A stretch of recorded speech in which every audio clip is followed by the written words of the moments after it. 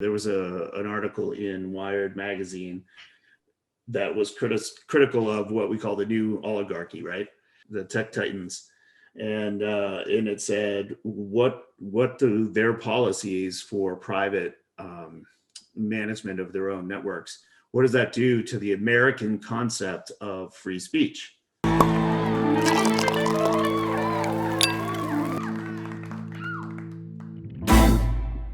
Like, of the things that we have historically believed in our country, like we might recognize the actors and the people that are involved and the things that they're saying in globalization, but as an individual, what, other than understanding what's happening, what can you do about it? Like they control the banks.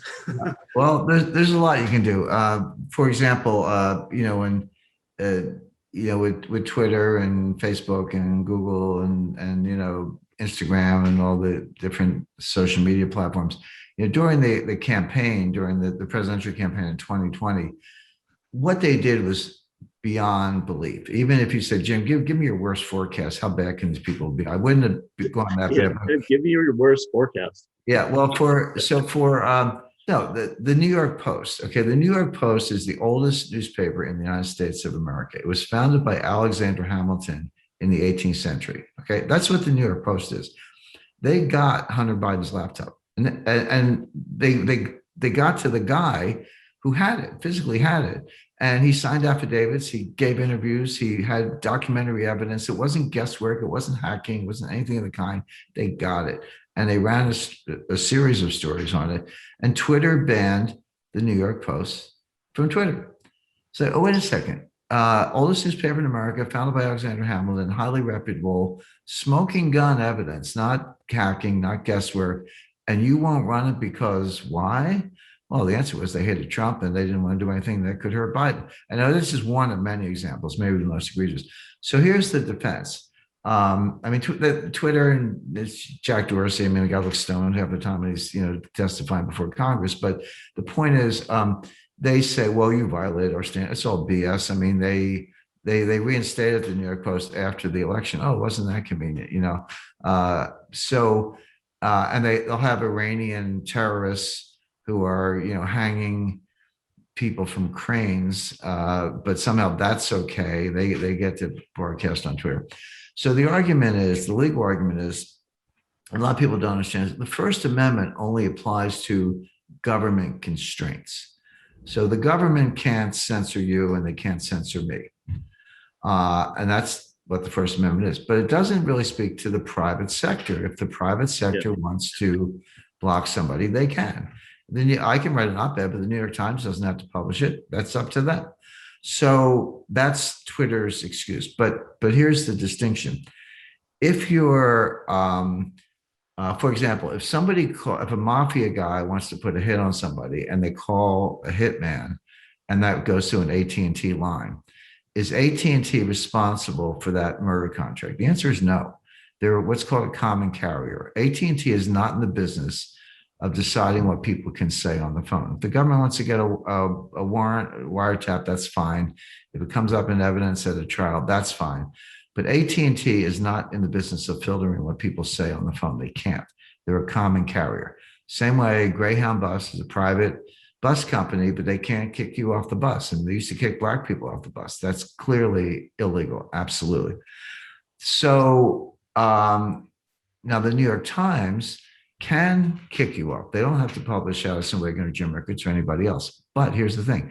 They're liable. If they engage in defamatory conduct, if they lie, they can be sued. So it's one or the other. If you're a common carrier, you're not responsible for the content, but you have to let everything go, but you're otherwise exempt. If you're a publisher, you are responsible for content. You can pick and choose. You can censor them, but you're liable to be sued. So it's one or the other. You can be the AT&T or you can be the New York Times. Twitter and Facebook and the others, they have it both ways. They get the protection of common carriers. You cannot sue them, but they can pick and choose who they run, and you can't sue them either. So they're exempt from recourse. They're exempt from being sued for wrongful censorship, business interference, et cetera, et cetera. But at the same time, because they claim exemption is in effect a common carrier. So they have the common carrier exemption, but the discretion to censor. Nobody else has that.